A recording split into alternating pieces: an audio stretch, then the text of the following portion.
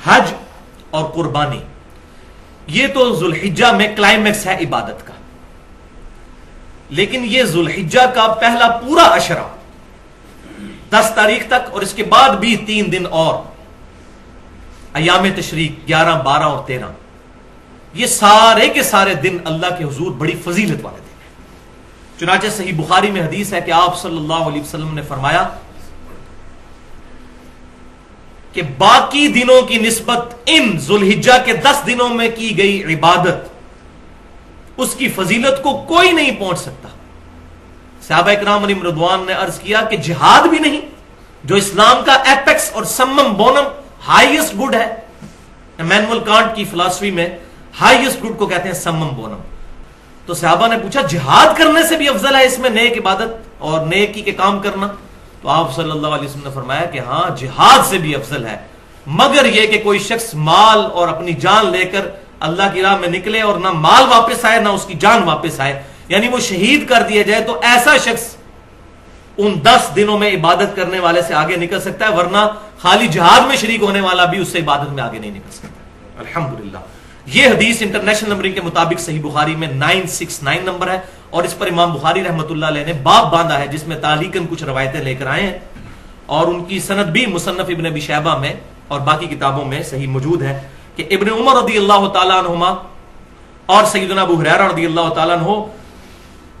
ذوالحجہ کے ان 10 دنوں میں بازار کے اندر بھی تکبیرات پڑھا کرتے تھے، اللہ اکبر اللہ اکبر، لا الہ الا اللہ واللہ اکبر، اللہ اکبر وللہ الحمد۔ اور پھر امام بخاری لے کر آئے کہ امام محمد باقر رحمت اللہ علیہ، جو سیدنا حسین رضی اللہ تعالیٰ عنہ کے پوتے ہیں، امام زین العابدین کے بیٹے، وہ نوافل نماز پڑھنے کے بعد بھی یہ تکبیرات پڑھا کرتے تھے۔ فرض کے بعد تو پڑھنی ہوتی ہیں، ایام تشریق میں وہ آگے آ بھی رہی ہے۔ تو یہ تکبیرات جو ہیں اللہ اکبر اللہ اکبر، لا الہ الا اللہ واللہ اکبر، اللہ اکبر وللہ الحمد، ان تکبیرات پر اہل سنت اور اہل تشیع کا اجماع ہے کہ یہی تکبیرات ہیں، اور اس کی تائید میں مسند امام احمد میں بھی یہی سی صحیح بخاری والی حدیث ہے کہ ان 10 دنوں میں اعمال کا ثواب جو ہے وہ جہاد سے بھی بڑھ جاتا ہے، اور 7 الفاظ ہیں کہ آپ صلی اللہ علیہ وسلم نے فرمایا کہ ان 10 دنوں میں کثرت کے ساتھ اللہ تعالیٰ کی تحلیل، تکبیر اور تحمید بیان کرو۔ تحلیل کہتے ہیں لا الہ الا اللہ کہنے کو، تکبیر کہتے ہیں اللہ اکبر کہنے کو، اور تحمید کہتے ہیں الحمدللہ، اور یہی اس کے اندر ہے اللہ اکبر لا الہ الا اللہ واللہ اکبر، اللہ اکبر وللہ الحمد، حمد بھی آ جاتی ہے الحمدللہ۔ اور یہ جو ایام تشریق ہیں 10، 11، 12 اور 13، 4 دن، ان کا اشارتاً قرآن پاک میں بھی سورۃ البقرہ کی آیت نمبر 203 میں ذکر ہے، وَاذْكُرُوا اللَّهَ فِي أَيَّامٍ مَّعْدُودَاتٍ، اور اللہ تعالیٰ کی یاد رکھو ان مخصوص دنوں میں۔ اور اسی کے کانٹیکسٹ میں امام بخاری 969 نمبر حدیث میں لے کر آئے کہ ابن عباس رضی اللہ تعالیٰ عنہ کہتے ہیں کہ ایام معدودات سے مراد ایام تشریق ہے۔ اور مصنف ابن ابی شیبہ میں ہے کہ سیدنا علی رضی اللہ تعالیٰ عنہ 9 ذی الحجہ کی صبح سے لے کر 13 ذی الحجہ کی مغرب سے پہلے تک یہ تکبیرات پڑھا کرتے تھے، جو الحمدللہ اہل سنت اور اہل تشیع کے ہاں یہ اجماعی مسئلہ ہے کہ حج والے دن یعنی 9 ذی الحجہ، اب حج سعودی عرب میں جب ہوتا ہے ہماری یہاں پر 8 ہوتی ہے، ہم اپنے اعتبار سے ہی بات کریں گے، شب قدر بھی یہاں کی ہوگی، 9 ذی الحجہ بھی یہاں کی، تو 9 ذی الحجہ سے لے کر 13 کی شام تک الحمدللہ اہل سنت کہلوانے والے تینوں گروہ، بریلوی، دیوبندی، اہل حدیث اور اہل تشیع بھی یہ تکبیرات فرض نمازوں کے بعد پڑھتے ہیں، ایک دفعہ کم از کم بلند آواز سے، اللہ اکبر لا الہ الا اللہ واللہ اکبر، اللہ اکبر وللہ الحمد۔ اور بھائیو انہی عبادات میں سے ایک عبادت ان 10 دنوں میں بہت فضیلت والی وہ ہے یوم عرفہ یعنی 9 ذی الحجہ کا روزہ، جو صحیح مسلم میں حدیث ہے کہ آپ صلی اللہ علیہ وسلم نے ارشاد فرمایا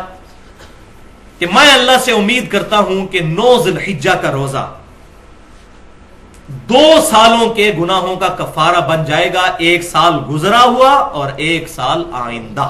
الحمدللہ 2 سالوں کے گناہ کا کفارہ 9 ذی الحجہ کا روزہ بن جائے گا۔ لیکن یہ گناہ ہوں گے صغیرہ، کبیرہ گناہ صرف توبہ سے ہی معاف ہوتے ہیں، اور اس پہ میں نے ٹیکنیکل گفتگو کی ہے اہل سنت پاک .com پر، تقریباً 50 منٹ کی گفتگو ہے، مسئلہ نمبر 18 کے نام سے گناہ کبیرہ اور توبہ کا بیان، جس میں نے دلائل دی ہیں صحیح بخاری اور صحیح مسلم سے کہ جب کبھی بھی گناہ معاف ہونے کی بات ہوتی ہے اس سے مراد چھوٹے گناہ ہے، کبیرہ گناہ صرف توبہ سے معاف ہوتے ہیں۔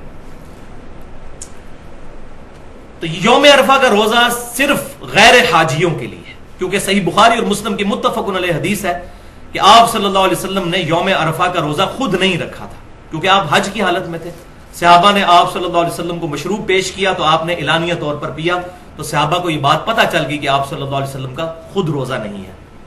تو غیر حاجی اپنے علاقے کے مطابق 9 ذی الحجہ کو چاند دیکھنے کے اعتبار سے روزہ رکھ لیں گے۔ اب اس میں تھوڑی سی کنفیوژن پائی جاتی ہے، میں چاہتا ہوں کہ یہ بھی ایک جو آج کل پخ چھوڑی ہوئی ہے جدید محققین نے، اس کا بھی رد کر دوں کہ بعض لوگوں نے یہ بات مشہور کر دی ہے کہ ہم سعودی عرب کا جو 9 ذی الحجہ ہے یوم عرفہ اس کے مطابق یہاں روزہ رکھیں گے۔ تو میں یہ سمجھتا ہوں کہ یہ تعلیم کی کمی ہے۔ اس کی وجہ یہ ہے کہ آج سے 30-40 سال پہلے تک ہمارے فرشتوں کو بھی یہ بات نہیں پتا تھی کہ سعودی عرب میں کس دن عید ہونی ہے، کیونکہ کمیونیکیشن ہی کوئی نہیں تھی۔ تو 1400 سال سے مسلمان اس فضیلت سے محروم ہے کہ وہ 9 ذی الحجہ کا روزہ ہی نہیں رکھ سکتے، ان کو پتہ ہی نہیں چلے گا۔ اب موبائل آیا نا سامنے، تو 1400 سال سے مسلمان اس فضیلت سے محروم ہے۔ یہ پہلا جواب۔ دوسرا یہ جو الزامی جواب ہے، جس کو ہم لاجیکل جواب کہتے ہیں فلسفے کی لینگویج میں، اور میں نے پنجابی میں اس کے لیے تھوڑا سخت لفظ رکھا ہے، لیکن وہ میں ٹرانسلیشن کے طور پر جو پنجابی ہے وہ پسند کرتے ہیں پکی الزامی جواب، وہ یہ ہے کہ اگر یہ منطق مان لی جائے کہ سعودی عرب کا جو ہے وہ 9 ذی الحجہ یا یوم عرفہ دیکھا جائے گا، تو امریکہ کے اندر رات ہوتی ہے جب سعودی عرب میں دن ہوتا ہے۔ امریکہ میں قیامت تک یوم عرفہ پھر کبھی نہیں آئے گا۔ کیوں؟ کہ جب سعودی عرب میں دن ہوتا ہے امریکہ میں رات ہوتی ہے۔ وہ اتنا زیادہ گھنٹوں کا فرق ہے کہ کبھی بھی یوم عرفہ قیامت تک امریکہ میں نہیں آئے گا۔ اور پلین ٹروتھ میگزین میں موجود ہے، پاکستان میں جیو کو انٹرویو دیتے ہوئے 2007 میں کلنٹن نے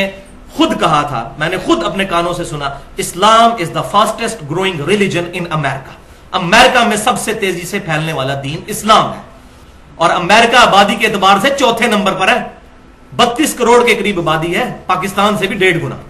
اور وہاں کروڑوں مسلمانوں کو آپ محروم کریں گے قیامت تک کے لیے، یہ مولوی اپنی کم علمی کی وجہ سے کہ یوم عرفہ سعودی عرب کا دیکھا جائے گا۔ بھائیو، شب قدر بھی یہاں کی دیکھی جائے گی، یوم عرفہ بھی یہاں کا دیکھا جائے گا، 9 ذی الحجہ، یوم عرفہ سے مراد 9 ذی الحجہ۔